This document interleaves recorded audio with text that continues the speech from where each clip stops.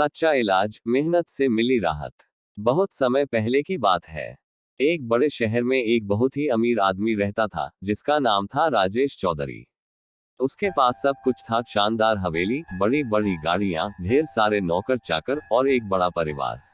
लोग उसे देखकर कहते थे, वाह, राजेश बाबू तो कितने भाग्यशाली हैं। जो चाहो सब कुछ इनके पास है। लेकिन जो चीज बाहर से नहीं दिखती थी, वो थी राजेश की परेशानी।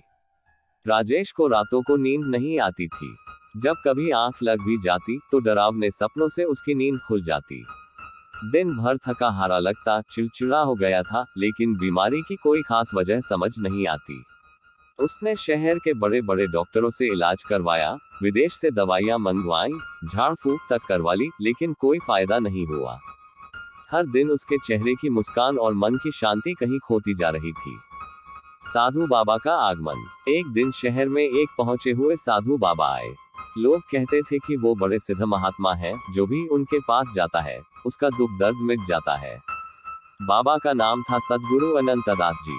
राजेश को जब उनके बारे में पता चला तो उसने तुरंत अपने नौकर से कहा, पालन, गाड़ी निकालो, मुझे साधु बाबा से मिलना है।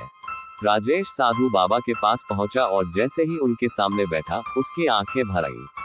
उसने अपने मन की सारी बात साधु बाबा को बता दी। बाबा, मेरे पास सब कुछ है, पैसा, रुतबा, परिवार, लेकिन फिर भी नींद नहीं आती। रात में डरावने सपने आते हैं। कोई उपाय बताइए जिससे ये दुख दूर हो। साधु बाबा कुछ देर राजेश को ध्यान से देखते रहे, फिर मुस्कुराते हुए बोले, राजेश, तुम्हारा दुख सिर्फ इसलिए है क्योंकि तुम अपंग हो। राजेश चौंक गया। क्या बाबा, आप क्या कह रहे हैं? देखिए, मैं पूरा स्वस्थ हूँ। मेरे हाथ पैर, आंख कान सब सही सलामत है।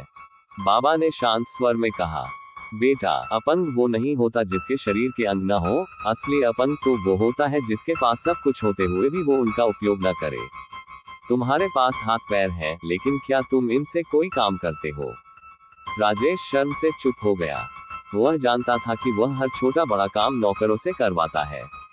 पानी पीना हो या जूते पहनना, हर चीज के लिए किसी और पर निर्भर था। बदलाव की शुरुआत।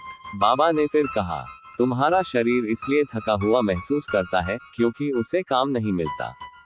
जब शरीर थकता है तभी तो नींद आती है। एक काम करो, आज से खुद काम करना शुरू कर दो। अपने हाथ पैर का उपयोग करो, दिन भर मेहनत करो।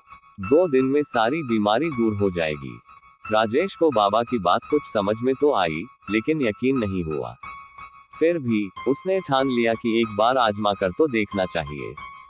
अगली सुबह राजेश जल्दी उठ गया। खुद अपने कपड़े उठाए, नहाने गया, खुद चाय बनाए और नौकरों से कहा, आज से मैं अपने काम खुद करूंगा। सब नौकर हैरान रह गए, घर वाले भी सोच में पड़ गए। लेकिन राजेश ने किसी की नहीं सुनी। उसने अपनी हवेली के बगीचे में खुद झाड़ू लगाई, पेड़ पौधों को पानी दिया, गोदाम जाकर पुरानी चीजें साफ की और दिन भर बिना रुके काम करता रहा। मेहनत का फल। शाम होते होते राजेश थककर चूर हो गया। शरीर में दर्द था, लेकिन मन में एक अजीब सी शांति थी, जैसे बरसों बाद कुछ सच्चा किया हो। रात को उसने बिस्तर पर जैसे ही सिर रखा, आंखें अपने आप बंद हो गईं।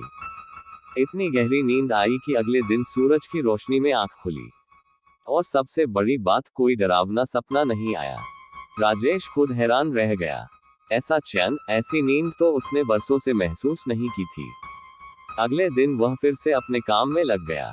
अब वह खुद बाजार जाता, घर की देखरेख करता, खुद अपने बच्चों को स्कूल छोड़ने जाता और शाम को बगीचे में मिट्टी खोदता। कुछ ही दिनों में उसका चेहरा चमकने लगा। नींद की समस्या पूरी तरह से चली गई थी और अब लोग कहते थे, राजेश बाबू पहले से कितने खुश और सच्चे लगते हैं। सच्चा सुख क्या है? कुछ हफ्तों बाद वह फिर से बाबा के पास गया और उनके चरणों में झुक गया। बाबा, आपने जो सिखाया वो मेरी जिंदगी बदल गया। अब मुझे समझ में आया कि सच्चा सुख सिर्फ आराम में नहीं है, बल्कि मेहनत और उपयोग में है। जब तक हम खुद को काम में नहीं लगाते, तब तक मन और शरीर दोनों बीमार रहते हैं। बाबा मुस्कुराए और बोले, राजेश, यही तो जीवन का सत्य है। इंसान को जो शरीर मिला है, वो किसी काम के लिए ही मिला है। जब हम उसका सही उपयोग नहीं करते, तो वो बोझ बन जाता है।